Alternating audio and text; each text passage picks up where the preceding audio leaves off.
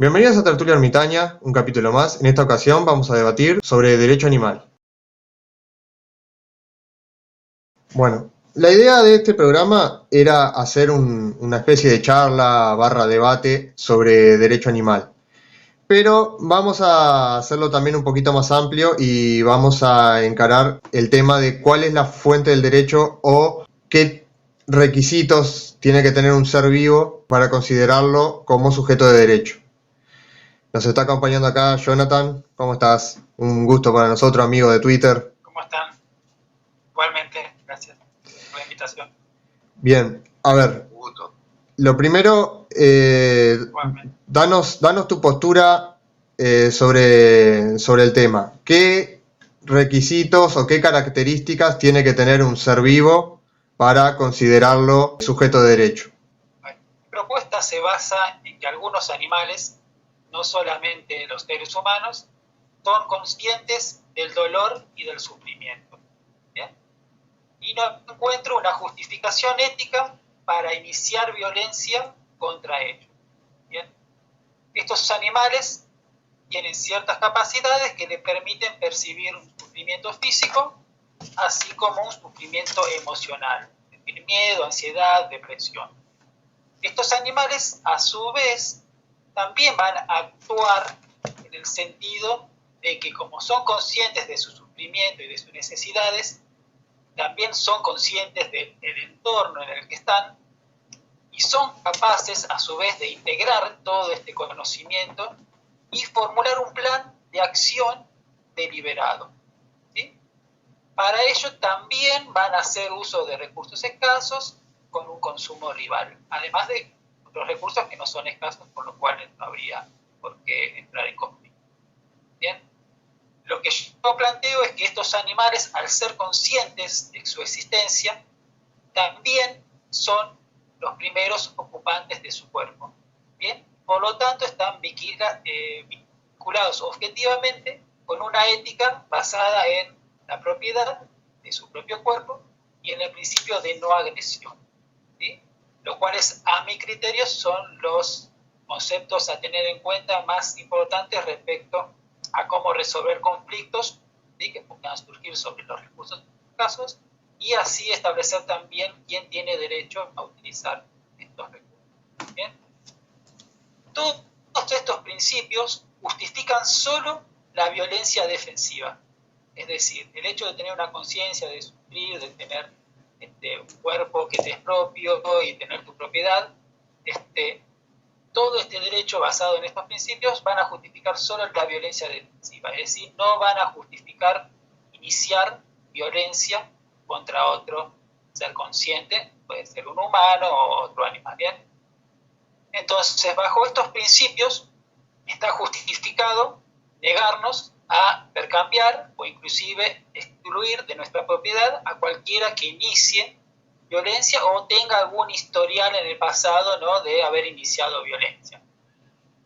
Esto incluye tanto a los humanos como a los animales, ¿sí? Pero estos principios no justifican iniciar violencia contra él. ¿Entiendes? Sea un humano o otro animal consciente que pueda tener su... ¿Sí? Puede ocurrir que hayan humanos o la mayoría de los animales, parte de los humanos, que o no deseen por voluntad propia, conocen todo esto pero no desean guiarse por estos principios, o que no tengan la capacidad, como ocurre con los animales, aparte del ser humano, para ser conscientes, para entender lo que es una ética, para entender cómo comportarse en sociedad, y por lo tanto lo adecuado en tal caso es excluirlo, es decir, evitar la violencia que ellos pueden ejercer sobre nosotros, o en todo caso defendernos, pero bajo ningún punto de vista iniciar nosotros violencia contra ellos porque ellos ya hayan tenido antecedentes o características que los vuelven violentos de por sí. Eso es como para iniciar cuál es mi postura. Muy bien, varias dudas me surgen. Primero, si aplicamos el principio de no agresión también a los animales, no podríamos tampoco matar para comer. No, hay que entender una cosa. Y una cosa es decir los animales, yo no dije eso, yo dije los animales conscientes de sufrimiento. ¿Sí? Pero digo, las vacas, los cerdos son conscientes del sufrimiento. Tal cual, exactamente. ¿Sí? Bajo este grupo de ideas, de esta ideología, por llamarlo de una manera, no deberíamos iniciar violencia contra estos animales. ¿Sí? Bien, otra duda que me surge. También con el principio de no agresión, aplicándolo a los animales, tampoco podrían hacerse daño entre ellos. Acá hay otro tema que es muy importante, que es, ellos pueden hacerse daño entre ellos, nosotros también podemos hacernos daño entre nosotros. Lo que yo estoy cuestionando es si es correcto o no es correcto. ¿Sí? Ujú. Y argumenté que es posible que haya humanos que no estén de acuerdo con estos argumentos y estén totalmente de acuerdo con robar o asesinar a los humanos, y nosotros desde nuestra postura lo máximo que podemos hacer es aislarlos, defendernos, no comerciar con ellos y punto. No justifica que ellos tengan un pasado violento para que nosotros iniciemos, yo que no tuve ningún contacto con estos animales o con estos humanos, inicie violencia contra ellos porque ellos ya fueron violentos contra otros seres humanos. ¿Entiendes? Se entiende. Es verdad, los animales van a ser violentos entre ellos no comprenden nada de esta ética, pero eso no justifica que yo pueda iniciar violencia contra un cerdo o una vaca. Bien, la última duda que me surge es con respecto a los derechos y las obligaciones. O sea, vos le decís que por un tema de que pueden sentir dolor, de que tienen sentimientos, de que razonan, por eso son sujetos de derecho. ¿Puede entonces un ser sujeto de derechos sin tener obligaciones? Porque vos no le podés pedir a un animal que respete una propiedad privada, por ejemplo, porque no sabe lo que es. Claro, vos me estás cuestionando la reciprocidad. Claro, o sea, si puede un ser tener derechos sin tener... O sea, si se pueden separar los derechos y las obligaciones. ¿Se pueden separar? Es que ahí vuelvo al tema que te comenté antes. Los derechos y las obligaciones, para mí, o sea, desde mi punto de vista, es lo que yo hago. ¿Entiendes? Yo, en todo caso, si veo que otro individuo no respeta, ¿sí?, el principio de no agresión, lo único que puedo hacer yo desde mi punto de vista es separarme de él, en todo caso defenderme, poner algo en el medio, una barrera, algo para que el león o lo que sea no me ataque, pero no justifico ir a buscar al león y matarlo porque sé que él no va a respetar el principio de no agresión. ¿Entiendes la diferencia? O sea, es un límite, digamos, tu ética aplica a vos. Como todas las éticas, tu ética también aplica a vos, pues no podés forzar a alguien a que siga tu ética. A lo sumo lo que puedes hacer es comerciar o no comerciar con él, intercambiar o no intercambiar con él, bueno, con la pared entre vos y él, pero eso no va a justificar que vos puedas iniciar la violencia contra él porque no es un parte. Está, perfecto, se Suponiendo entendió. que estés de acuerdo con el principio de no agresión. Puede ser que no estés de acuerdo con eso y bueno, ya hablamos de otros principios éticos, ¿no? Si es ley, ¿cómo se aplicaría como ley? ¿Quién ejecutaría la ley? La ley viene después. Primero está en los principios que uno quiera seguir. Y después vos podés escribir, si querés, en tal sociedad no consumimos animales y escribís una ley, ¿entiendes? Pero primero parte por los principios que vos quieras seguir. Si no es subjetivo. ¿Cómo? Sería algo subjetivo, uno lo adapta o no lo adapta. Claro, está de acuerdo a tus preferencias y sí, sin duda. Esto no quiere decir que la ética sea subjetiva, ¿eh? Lo que estoy diciendo es que tu preferencia de seguir tal esquema ético va de acuerdo a tus gustos y preferencias. Pero la digamos, el guión, digamos, la receta es objetiva porque se basa en el principio de no agresión, en la propiedad, o sea, en cuestiones dadas de la naturaleza. Pero ahí es donde o sea, yo haría una diferencia entre animal doméstico, qué tipo de animal doméstico, porque dentro de los animales domésticos tenemos los animales que uno adopta en nuestros hogares, tenemos los animales domesticados para el consumo. O sea, porque el consumo de carne forma parte de la naturaleza humana. Vos podés, si querés, domesticar una vaca, tenerla en tu casa, la de comer, abrazarla, darle besos si querés, acariciarla. Mientras no la dañes físicamente y no la mates, no violarías este principio de no agresión. Lo mismo con tus gatos o con tus perros o con las mascotas que te guste tener. No, entonces yo me podría como una vaca. Bajo este principio no. No quiere decir que no puedas querer hacerlo y guiarte por otros principios, pero bajo este principio no. Porque yo entiendo, sí, por ejemplo, en la parte de los animales salvajes, porque los animales están en su hábitat. Están en su hábitat y es como, por ejemplo, en la ciudad, el ser humano tiene su hábitat, ¿no? Y los animales naturales, diríamos, para decirlo doméstico, porque los domésticos no son naturales, ya son domesticados, tienen lugar físico, ¿no? Se podría decir. Bueno, ahí depende a qué te refieras con naturales, porque todo es natural en ese sentido. Lo natural sería algo sobrenatural, no existe. Pero bueno, estamos en discusiones terminológicas de qué es natural y qué no es natural.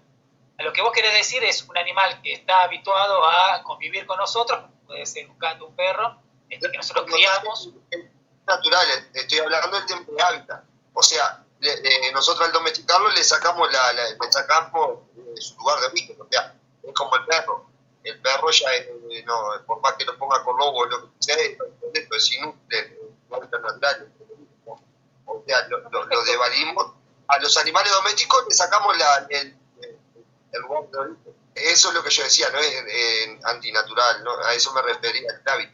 Perfecto, estoy de acuerdo. ¿Sí? A los animales domésticos los habituamos a vivir con nosotros. No viven en su, digamos, hábitat natural, si querés, o original de donde salió.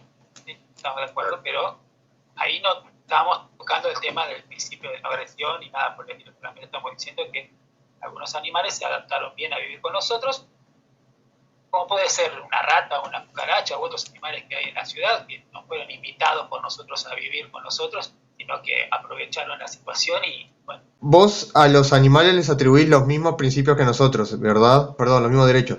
Hay que ver a qué te referís con derechos. A la vida. El derecho lo que establece es cuándo está justificado iniciar violencia contra un ser consciente, puede ser un humano o un animal, no cualquier animal. O sea, un mosquito para mí no tiene cerebro, no tiene conciencia, no hay ninguna agresión en ese sentido. Para que haya una agresión tiene que haber algo, una conciencia, un cerebro, algo que te permita entender de que estás siendo dañado, de que estás con un sufrimiento y que te permita establecer un plan para actuar en consecuencia, como escapar, huir, hacer un ruido. Digamos, a los animales que vos les atribuís esos derechos, porque ya, bueno, lo que ya explicaste, ¿no? Las razones ya las explicaste, pero a los animales que vos les atribuís esos derechos serían los mismos que nosotros, o sea, vida, propiedad y libertad. Habría que por ahí explayarse un poquito en esos. Lo que yo propongo es no iniciar violencia contra él. Está, pero ¿qué se considera violencia por eso? O sea, ¿qué se considera violencia? Bueno, no matarlos, por ejemplo, ¿sí? No derecho a la vida. Del cuello y clavarles una aguja y investigar con ellos, ¿entendés? Estas cosas. O sea, derecho a la propiedad también porque tienen derecho a su cuerpo, como quien dice. Sí. Está, ¿y libertad? ¿A qué te referís con libertad? Claro, porque no podamos iniciar coacción contra ellos, no podamos coaccionarlos. Es decir, no podamos iniciar violencia. ¿Entiendes? Que va relacionado. Por ejemplo, mis perros, por ejemplo, del portón para afuera no pueden salir. Yo estoy cortando su libertad. Estás coaccionándolos para que se queden, los estás protegiendo porque sabes que son vulnerables y sabes que si salen a la calle les va a pasar algo. Por eso. O sea, están en una situación de vulnerabilidad porque están en una ciudad, en un lugar donde no comprenden cuáles son los peligros que pueden tener, entonces vos los protegés. ¿Sí? Es lo mismo que pasa con los niños, con la diferencia de que los niños van a crecer y van a en algún momento independizarse. Los animales no.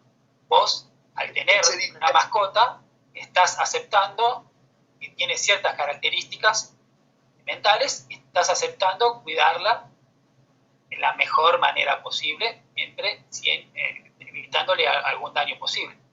Entonces, vos lo haces no porque quieras que no sea libre, lo haces para protegerlo. Yo a mi mascota tampoco las dejo salir a la calle. Claro, por eso. Que un auto y le va a pasar algo malo. O sea, pero entiendo que los humanos y los animales no tienen la misma conciencia de los peligros y de qué les puede pasar en caso de. a lo sumo están conscientes del presente, un poquito del pasado, un poquito del futuro, pero no pueden prever que un auto les va a pasar por arriba o ciertos peligros de los cuales no son conscientes. Bien, o Lo sea, mismo cuando vos decidís vacunar a tus hijos.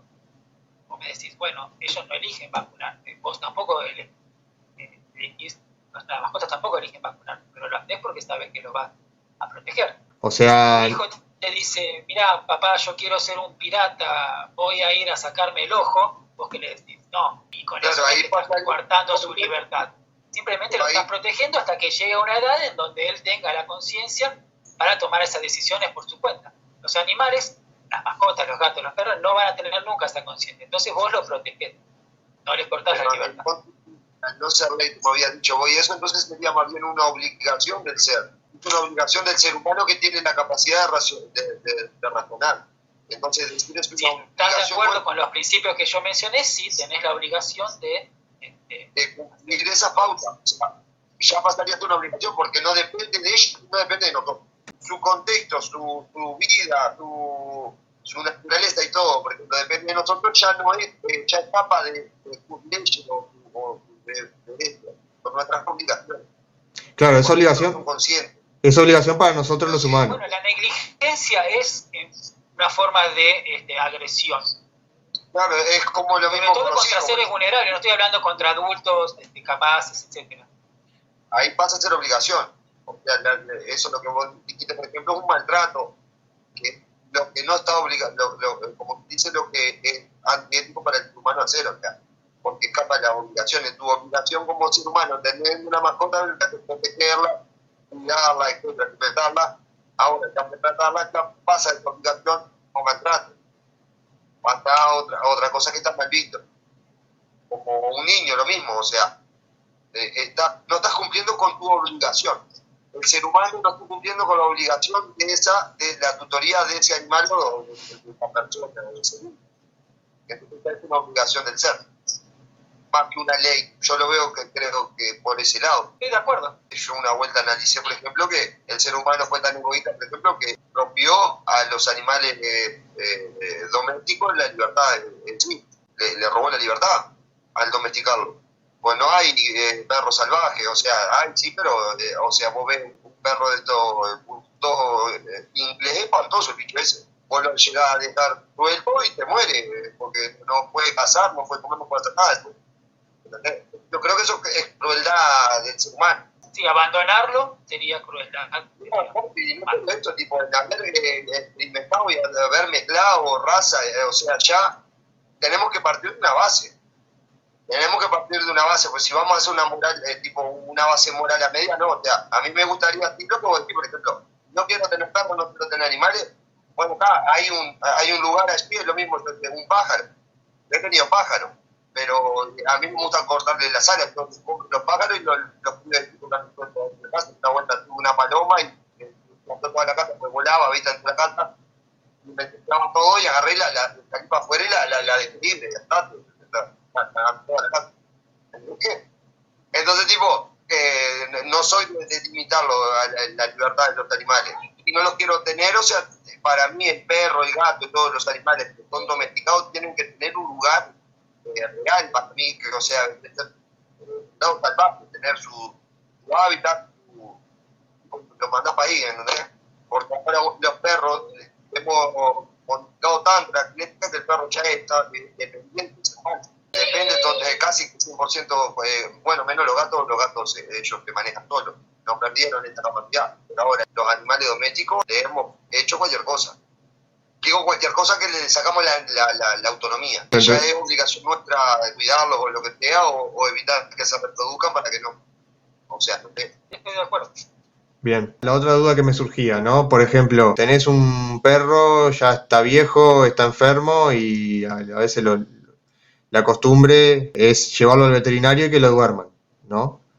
Ahora, dentro de tu código ético, ¿eso estaría bien visto o estaría mal visto? Porque en realidad estás decidiendo por la vida de él. Habría que ver cada caso en particular. Hay animales que son capaces, sobre todo si vos viviste toda su vida con ellos, de manifestarte un sufrimiento que ya no pueden tolerar más.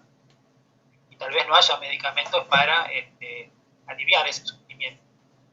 Y en ese caso yo no lo veo mal, en caso de que vos veas que un animal sufre y no puedes aliviar el sufrimiento y ves que lo conoces al animal que la está pasando mal, yo no veo mal en ese caso acudir a una eutanasia. Bien. De la misma manera actuaría si fuese un humano. La diferencia de que el humano se va a poder comunicar un poquito más claramente, me va a poder firmar un documento que diga, por favor, pero nada más, la única diferencia. ¿Cómo estás, Guillermo? ¿Todo bien? ¿Qué tal? ¿Todo bien? Un placer que estés acá compartiendo este programa.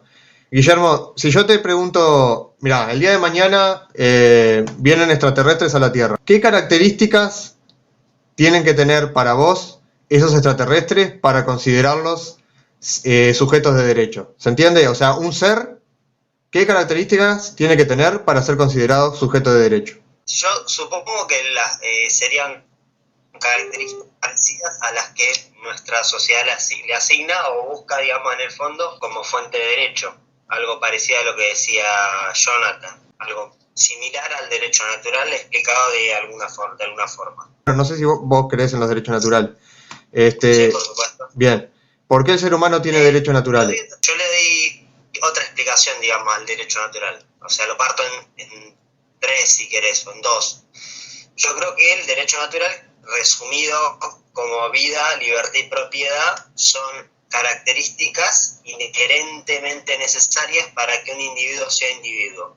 Por ejemplo, un individuo tiene que tener vida, que es condición necesaria, pero no suficiente para que sea individuo, pero tiene que tener funciones orgánicas, digamos, un sistema nervioso central y todo eso, pero no es suficiente con eso, sino que también tiene que tener cierta capacidad para actuar, que en el derecho natural se lo puede englobar como libertad, pero es básicamente capacidad para actuar.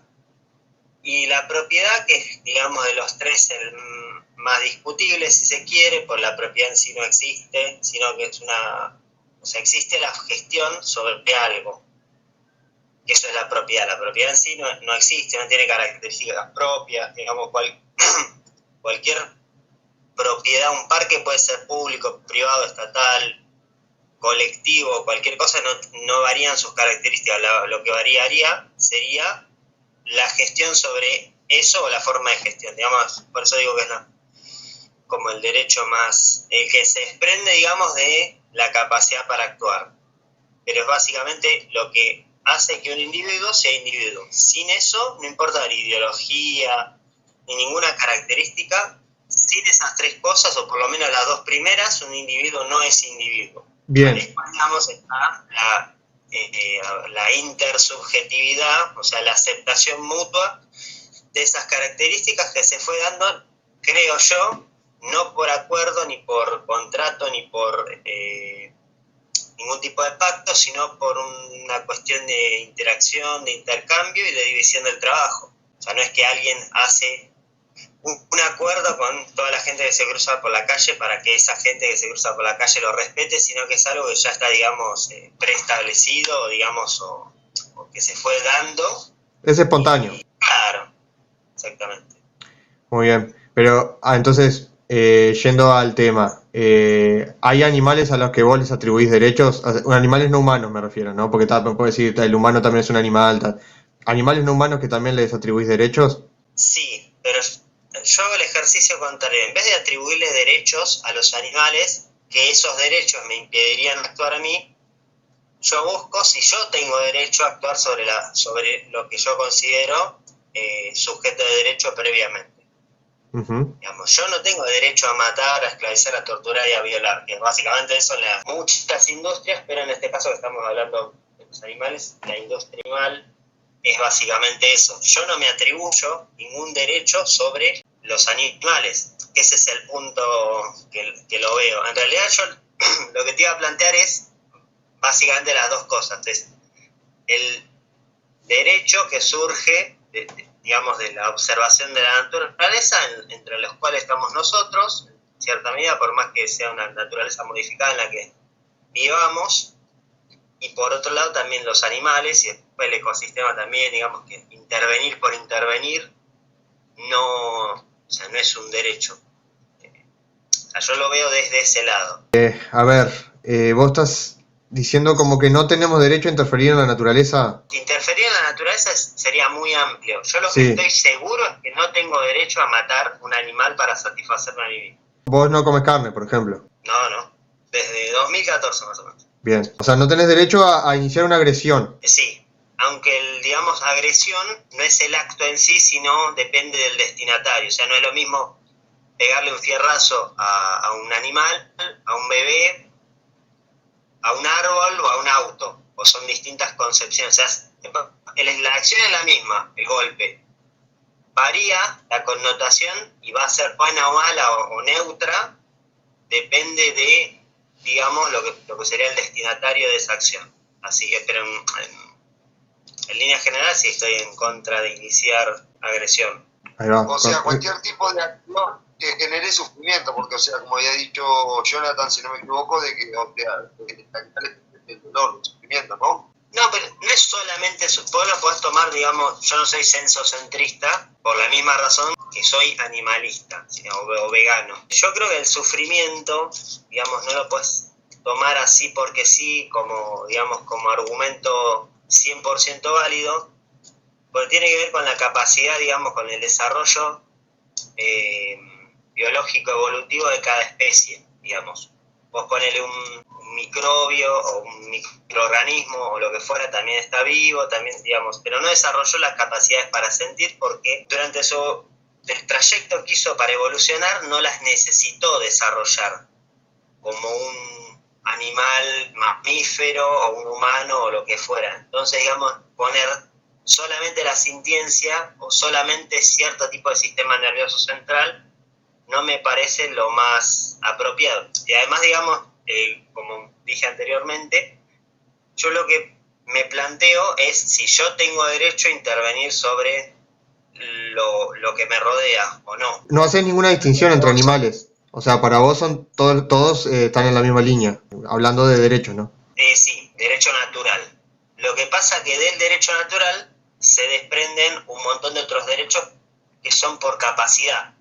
Por ejemplo, yo creo que un perro tiene libertad, por ejemplo, o capacidad para actuar. Lo que pasa es que su capacidad para actuar, como en su especie, digamos, no se necesita, por ejemplo, aprender a manejar, no tiene derecho a manejar, porque, digamos, tiene que ver con su capacidad. O sea, dentro del derecho natural también tenés, digamos, por capacidad vas adquiriendo otros tipos de derechos. Entendí, digo, según la capacidad, los derechos y obligaciones. Yo al principio me imaginaba cuando estabas hablando, porque un perro portando armas, no es necesario, o sea, medida que adquiere, que no pueden adquirir porque va en contra de su naturaleza, o sea, ese punto evolutivo, como citaste las células y eso, no llegaron evolutivamente a adquirir herramientas o alguna otra cosa. Pero yo más bien quiero entender el contexto, es que en realidad igual de antemano ya digo que estoy de acuerdo con usted porque es algo que no es algo impuesto, ¿no? Por eso yo pregunté si es ley o no, es más bien algo filosófico y algo que la conciencia del individuo, como sea, yo entiendo que a los perros no maltrato ni nada, pero no están adentro de mi casa, por ejemplo, ellos duermen afuera, o sea, el lugar de ellos es allá afuera y mi lugar es acá, adentro de mi casa. Ellos están en el patio y yo estoy acá, ¿no? No sé si eso para el maltrato, ¿no? Buen mi término. Pero tipo las vacas, por ejemplo, entiendo también que la naturaleza del ser humano es comer carne. Entonces digo, capaz que por un tema también de conciencia sabemos que podemos adquirir esto de otro lugar. O sea, que la voluntad de respetar la vida de los otros animales se puede llevar a cabo porque tenemos la capacidad de razonar y entender. Capaz que por la alimentación yo estoy limitado por ejemplo, ¿qué tal? Lamentablemente no puedo comer, pero podés hacerlo porque hay otras variables. Vitamina, o podés tener verdura, fruta, los frutos del mar, si los peces pueden considerados dentro de los parámetros. Es un tema interesante. Para algunos sensocentristas comen algunos frutos de mar. Para mí es exactamente igual que el resto de animales. igualmente me refiero no a peces, porque peces claramente tienen cerebro, tienen demás, sino como a bivalvos o cosas así, entonces, en donde no tiene el sistema nervioso central desarrollado al nivel de un mamífero. Por eso yo hablaba del desarrollo de cada especie, que no es, a mí no me parece válido poner eso, digamos, poner la vara en si tiene sistema nervioso central o no, porque es algo que algunas especies no tienen porque no lo necesitaron. Básicamente, La vara en eso, por ejemplo. Sí, yo... Para sentir una agresión tenés que tener un cerebro capaz de sentir esa agresión. ¿Sí? Un árbol no puede ser agredido. Podés dañarlo, podés sacarle la corteza, podés cortarle una rama, pero una agresión, desde mi punto de vista, tiene que haber una mente, una conciencia, algo que sienta esa agresión. Entonces, hay que ver dentro de las ciencias naturales cuáles son los animales que pueden o no ser agredidos. Eso se encargarán de estudiarlo los biólogos. Pero yo pongo una vara. Un mosquito para mí no tiene un cerebro capaz de sentir y ser consciente del dolor que está sufriendo. Por lo tanto, yo no estaría en contra de usar algún producto para matarlo.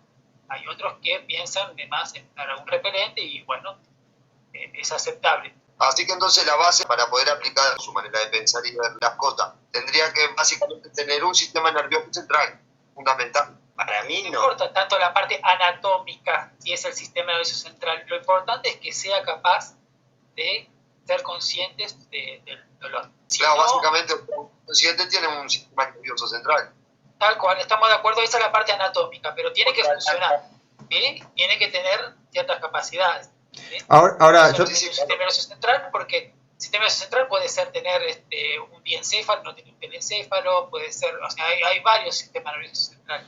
Por eso no quiero hablar de sistema nervioso central, sino de tener la capacidad de sentir dolor. ¿Y qué pasaría si un ser humano no tiene esa capacidad? Del sufrimiento.